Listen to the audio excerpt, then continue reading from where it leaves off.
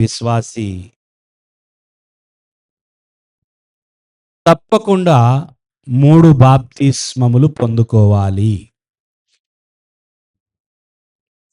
చెప్పండి. ఇక్కడ బాప్తిస్మము తీసుకున్న వారు ఎందరో ఒక్కసారి చేయి చూపిస్తారా? దేవునికే మహిమ.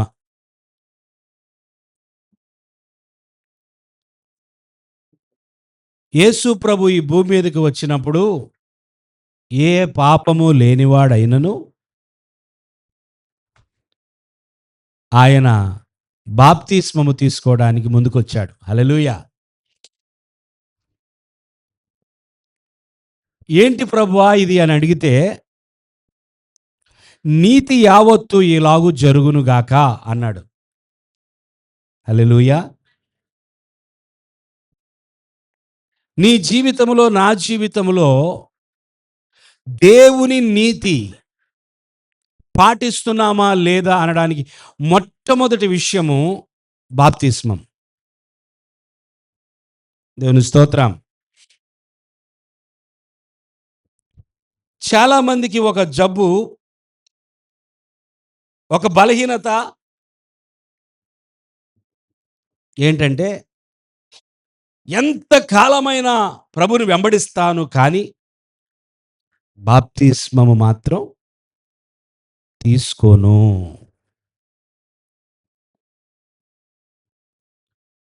అపవాది వారిని ఎంతగా మోసగిస్తున్నాడంటే,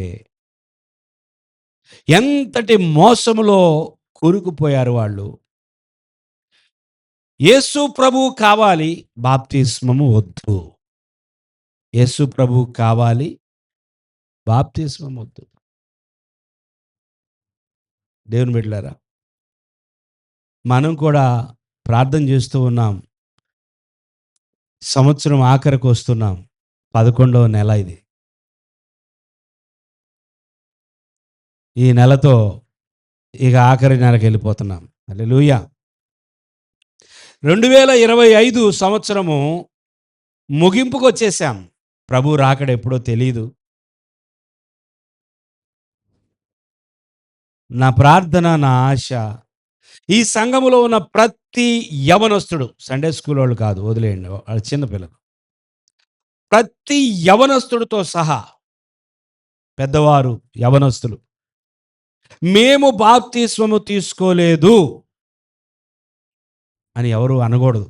అది నా ప్రార్థన. దేవుని స్తోత్రం. నిజమైన ప్రతి విశ్వాసి దేవుని యొక్క ఆజ్ఞకు ఏం చేస్తారండి? లోబడతారు. లోబడి తీరాలి. దేవుని ఆజ్ఞను ధిక్కరించటము, దేవుని ఆజ్ఞ అలా ఉన్నదని తెలిసినా ఆ ఆజ్ఞకు లోబడకపోవడము ఏం చూపిస్తుంది? దేవుని అవమానపరిచినట్లుగా, దేవునికి అపకీర్తి తీసుకొచ్చినట్లుగా, మన జీవితం పట్ల దేవునికి అవమానం కలుగుతున్నట్లుగా భావించాలి. దేవుని బిడ్డలారా, బాప్తిస్మము చాలా ఇంపార్టెంట్. హల్లెలూయా! చూడండి ఒకసారి మత్తయి సువార్త 3వ అధ్యాయము 11వ వచనం. ఆ సమయమున ఆ, యోహాను చేత యోహాను చేత బాప్తిస్మము పొందుటకు ఆ, యేసు గలిలయ నుండి యోర్దాను దగ్గరనున్న అతని యొద్దకు వచ్చెను. ఆ, అందుకు యోహాను, నేను నీ చేత బాప్తిస్మము పొందవలసిన వాడనై ఉండగా నీవు నా యొద్దకు వచ్చుచున్నావా అని ఆయనను నివారింపజూసెను గాని ఉమ్, యేసు ఇప్పటికి ఆ, ఇప్పటికి కానిమ్ము, ఉమ్, నీతి యావత్తు ఇలాగు నెరవేర్చుట మనకు తగియున్నదని అతనికి ఉత్తరమిచ్చెను గనుక అతడలాగూ కానిచ్చెను. యేసు బాప్తిస్మము పొందిన వెంటనే నీళ్ళల్లో నుండి ఒడ్డునకు వచ్చెను. ఇదిగో ఆకాశము తెరువబడెను. దేవుని ఆత్మ పావురము వలె దిగి తన మీదకు వచ్చుట చూచెను. మరియు ఇదిగో ఈయనే నా ప్రియ కుమారుడు, ఈయన యందు నేను ఆనందించుచున్నానని ఒక శబ్దము ఆకాశము నుండి వచ్చెను. ఉమ్. దేవుని స్తోత్రం.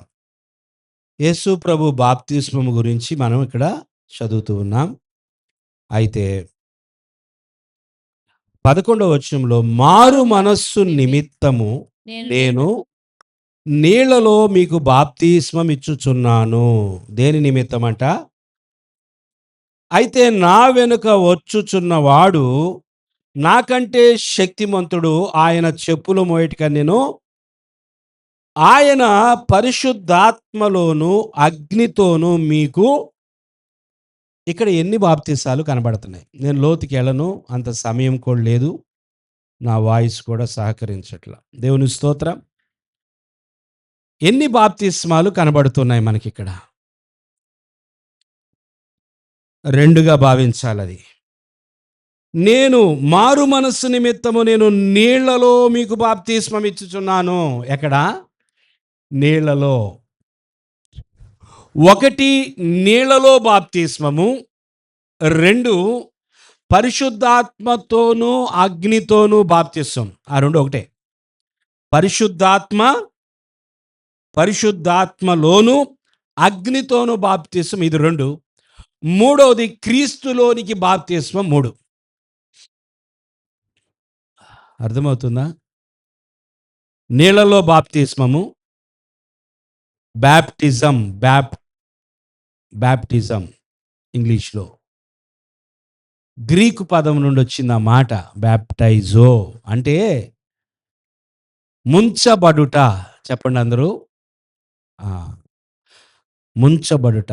దేనిలోనూ ముంచబడుతున్నావో అది బాప్తిస్మం. బాప్తిస్మములు మూడు. నువ్వు నీళ్ళల్లో ముంచబడే బాప్తిస్మం ఒకటి, నీవు ఆత్మలో ముంచబడే బాప్తిస్మం ఒకటి, నువ్వు క్రీస్తులో ముంచబడే బాప్తిస్మం ఒకటి. ఎన్నైని? మూడైని. దేవుని స్తోత్రం. మొట్టమొదటిది ఏమిటంటే నీళ్ళల్లో ఈ నీళ్ళల్లో బాప్తిస్మము ఎందుకయ్యా? మారు మనసు నిమిత్తం. నీ లోపల మనస్సు మారింది. నేను పాపిని, నేను నా పాపముతో నిత్య జీవాన్ని స్వతంత్రించుకోలేను, నాకు రక్షకుడు కావాలి, నేను యేసు ప్రభు మీద విశ్వాసం ఉంచాను. హల్లెలూయా. ఒక వ్యక్తి లోపల కలిగిన మార్పును బయట చూపించటమే నీటి బాప్తిస్మం. దేవుని స్తోత్రం. నేను మారాను అని లోకానికి సాక్ష్యం ఇవ్వడమే నీటి బాప్తిస్మం. హల్లెలూయా. మారు మనసు పొందకుండా నీళ్ళల్లో మునగకూడదు. పాపి అని గ్రహించకుండా, పాపిని అని దేవుని దగ్గర ఒప్పుకోకుండా, యేసు ప్రభువే రక్షకుడని నమ్మకుండా నీళ్ళలో మునిగితే ప్రయోజనం ఉందా? నీళ్లు మన పాపాన్ని తీసివేస్తాయా? చెప్పండి. తీసేస్తాయా?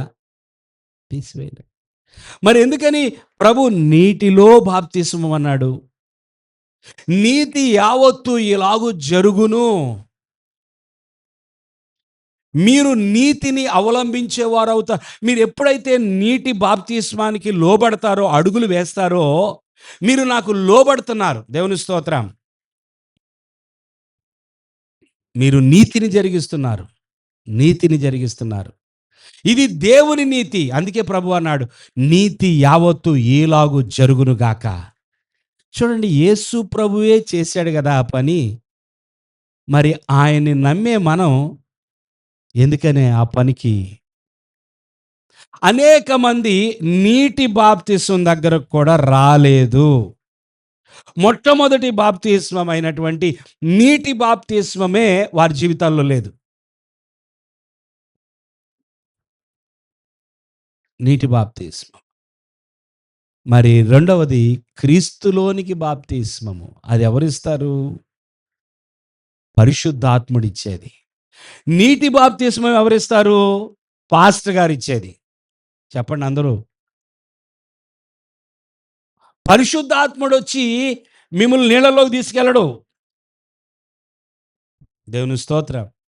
యాజకుడు పాస్టర్ గారు వచ్చి మిమ్మల్ని నీటి దాకా తీసుకెళ్ళి నీళ్ళలో ముంచడం జరుగుతుంది.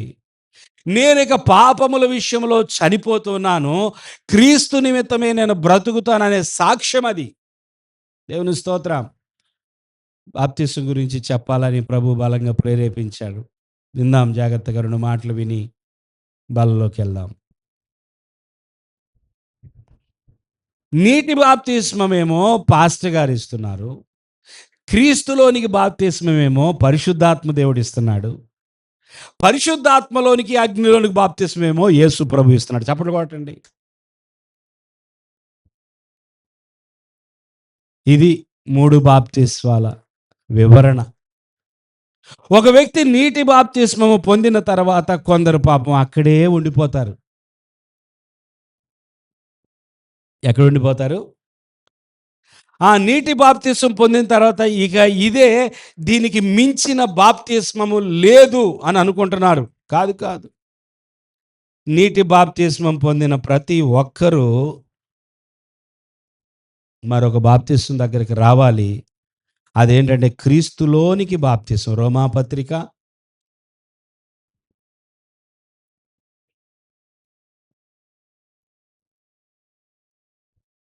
ముందుగా రోమాపత్రిక ముందుగా కొరింథీయులకు రాసిన మొదటి పత్రిక 12వ అధ్యాయము 13వ వచనం.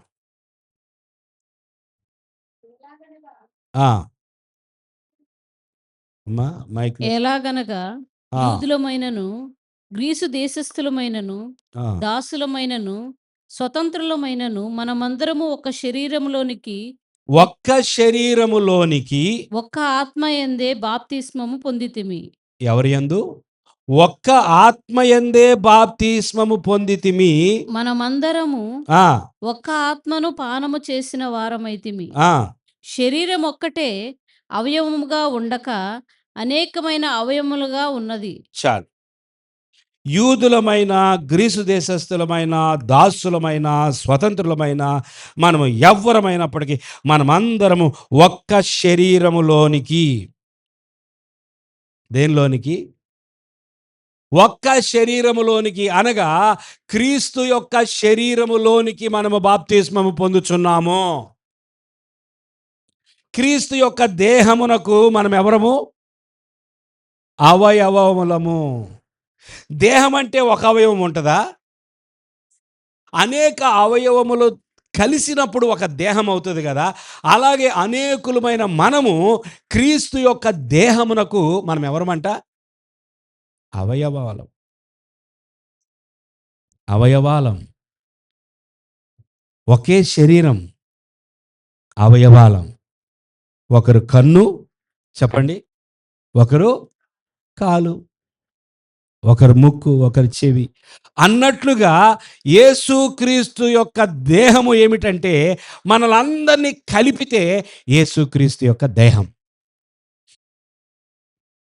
ఈ ఒక్క శరీరములోనికి ఎవరు మనకు బాప్తిస్మం ఇస్తుంది? ఆత్మ. హల్లెలూయా. ఆత్మ. 6వ అధ్యాయం రోమాపత్రికలో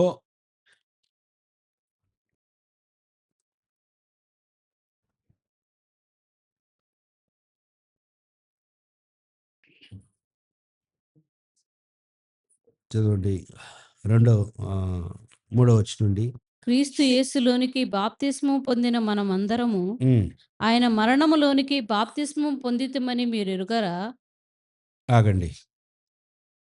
ఒక మాట చెప్పండి దయచేసి. అక్కడ ఏముంది స్టార్టింగ్లో? క్రీస్తు యేసులోనికి.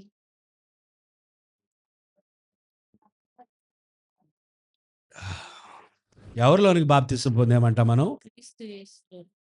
క్రీస్తు యేసులోనికి బాప్తిసం. మన నీటి బాప్తిసం అది మొదట జరిగేది. హల్లెలూయా. నీటి బాప్తిసం మొట్టమొదటి జరిగేది. రెండవది క్రీస్తు యేసులోనికి, ఆ బాప్తిస్మలోనికి రావాలి. ఇది పరిశుద్ధాత్మ ద్వారా మాత్రమే జరిగే బాప్తిసం. ఇప్పుడు పాస్టర్ గారు ఏం చేయలేరు దానికి. పాస్టర్ గారు కేవలం మీకు నీటి బాప్తిసం మాత్రమే ఇచ్చారు. కానీ మీరు పరిశుద్ధాత్మకు మిమ్మల్ని మీరు అప్పగించుకున్నప్పుడు, ఆత్మదేవుడా నాకు సహాయం చేయండి, నన్ను క్రీస్తు శరీరంలో ఒక భాగంగా, ఒక అవయవంగా నన్ను మార్చండి అంటే ఆత్మ మిమ్ములను క్రీస్తు యేసులో ముంచేస్తాడు. చెప్పండి కొడదాం దేవునికి. ఆత్మ మనలను క్రీస్తు యేసులోనికి ముంచేస్తాడు. అప్పుడు మనము క్రీస్తు యేసు యొక్క శరీరములో ఒక అవయవముగా మారిపోతాం. ఆయన దేహము, ఆయన దేహములో మనమున్నాం. ఆయన దేహం వేరు, మన దేహం వేరు కాదు. మనకున్న దేహము ఆయన దేహమే. హల్లెలూయా. ఈరోజు మనం బల్ల దగ్గరికి సమీపిస్తా ఉన్నాం. బల్ల దగ్గరికి వెళ్ళేటప్పుడు మనం ఏమంటామంటే, ప్రభువా నీ శరీరములో నాకు పాలు ఇచ్చినందుకు వందనాలయ్యా, నీ రక్తములో నాకు పాలు ఇచ్చినందుకు వందనాలయ్యా. ఇది వాస్తవంగా ఎప్పుడు జరిగిందా అంటే, పరిశుద్ధాత్మ దేవుడు క్రీస్తులోనికి నిన్ను ముంచివేసినప్పుడే నువ్వు ఆయన శరీరంలో భాగమైపోయావు. ఆ శరీరానికి సాదృశ్యంగా ఉన్న రొట్టెను మనం తీసుకొని, దేవా మీ శరీరముకై వందనాలయ్యా.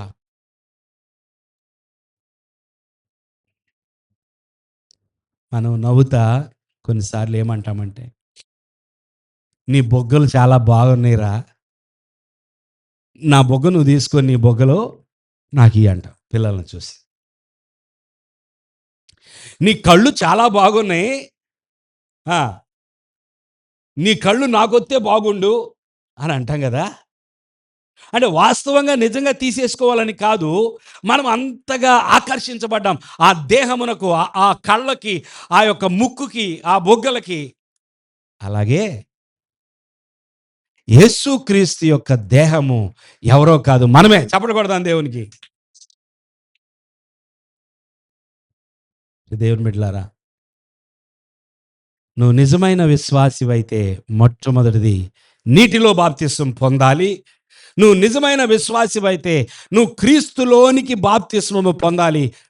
దాని కొరకు నువ్వు సిద్ధపడి ఉండాలి. మరి ఇక్కడ కూర్చున్న మేమందరము క్రీస్తు యేసు శరీరములో అవయవాలము కాదా? మాకు ఆ అనుభవము, మేము ఆ బాప్తిస్మములోనికి ఇంకా రాలేదా అని మీరు ఆలోచిస్తూ ఉండొచ్చు. అది మీకే తెలుసు. ఎందుకో తెలుసా? ఒక వ్యక్తి తాను క్రీస్తులో భాగమయ్యానని నమ్మినప్పుడు అతని జీవితము, అతని నడక వ్యత్యాసంగా ఉంటుంది. హల్లెలూయా. ఈ చెయ్యి నాది కాదు, నా ప్రభువుదే, నేనంతా కలిసి ఆ ప్రభు దేహంలో వాణ్ణి అన్నట్లుగానే ఉంటుంది. ఒకడు తనను తాను ఎంతగా పవిత్రపరుచుకుంటాడో, ఎంతగా పరిశుద్ధతను కోరుకుంటాడో దాన్ని బట్టి అర్థమవుతుంది అతడు రెండో బాప్తిస్మములో ఉన్నాడని. హల్లెలూయా. ఒక వ్యక్తి యొక్క జీవితం ఎంత నిర్లక్ష్యంగా, దేవుడంటే ఎంత ఈజీగా, అంటే దేవుడన్నా, దేవుడి కార్యాలన్నా, దేవుడి విషయాలన్నా ఒక వ్యక్తి ఎప్పుడైతే ఏముందలే అని ఒక మత సంబంధమైన భక్తిని చేస్తాడో అతడు నిజంగా క్రీస్తు యేసులోనికి బాప్తిస్మం పొందలేదు. ఆయన గూర్చినటువంటి భయము, ఆయన దేహమును గూర్చినటువంటి జాగ్రత్త మిమ్మల్ని మీరు పరీక్షించుకొని చూడండి. ఇదేముందండి, రొట్టె కదా, పాస్టమ్ గారే కదా చేసింది రొట్టె, అవునా కాదా? ద్రాక్ష రసము ఏముంది, అది కూడా ఏదో ఎంత ఇస్తారు, టప్పని వేసుకోవడమే, తాగేయడమే. ఏముంది బల్లంటే? అంత అశ్రద్ధ, అంత గౌరవము లేకోకుండా ఎవరైనా బలలో పాల్గొంటే వారికి చాలా ప్రమాదం అండి. ఆయన దేహము మన కొరకు చీల్చబడింది. ఇప్పుడు ఆయన దేహం ఎవరంటే మనమే. కాబట్టి మనము ఆయన దేహము అయినప్పుడు, ఆయన దేహములో భాగమైనప్పుడు, అది ఆయన దేహానికి సాదృశ్యంగా వాడుతున్నప్పుడు ఎంతో ప్రార్థనాపూర్వకంగా, ఎంతో విశ్వాసముతో, ఇదేదో ఒక ఆచారం అని కాదు, ఇది ఒక మతాచారం అని కాదు, ఇది ఆజ్ఞ. దేవుని స్తోత్రం. బాప్తిస్మము పొందమనడం అనేది ఎలా ఆజ్ఞో, రొట్టెలో పాల్గొనడం కూడా ఆజ్ఞ. ప్రియులారా, క్రీస్తు యేసులోనికి బాప్తిస్మము పొందిన వారు వాస్తవానికి బలలో పాల్గొనాలి. కేవలం నీటి బాప్తిస్మం పొందిన వాళ్ళు కాదు. నిజం మాట్లాడాలి అంటే క్రీస్తు యేసులోనికి బాప్తిస్మం పొందిన వారే బలలో చేయబెట్టాలి. దేవుని యొక్క పరిశుద్ధాత్మ ద్వారా నీవు క్రీస్తు శరీరములో ఒక అవయవముగా చేర్చబడినప్పుడు నీవు బలలో పాల్గొనాలి. ఇక మూడవదిగా చివరిగా పరిశుద్ధాత్మలోను అగ్నితోనూ బాప్తిసం.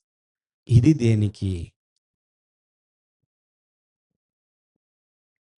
ఈ భూమి మీద దేవుని యొక్క శక్తి, దేవుని యొక్క బలము, దేవునిని ఈ భూమి మీద ఆయన ప్రభావాన్ని చూపించడానికి ఉపయోగపడే మూడవ బాప్తిస్మమే పరిశుద్ధాత్మలోను అగ్నితోనూ ఇచ్చే బాప్తిస్మం. అది యేసుక్రీస్తు ప్రభు వారు మాత్రమే ఇస్తారు. హల్లెలూయా. పరిశుద్ధాత్మ మీ మీదకి వచ్చినప్పుడు మీరు శక్తి నొందెదరు. అప్పుడు ఏమైందంట? యోదయ, సమరయ, భూదిగంతముల వరకు నాకు సాక్షులై.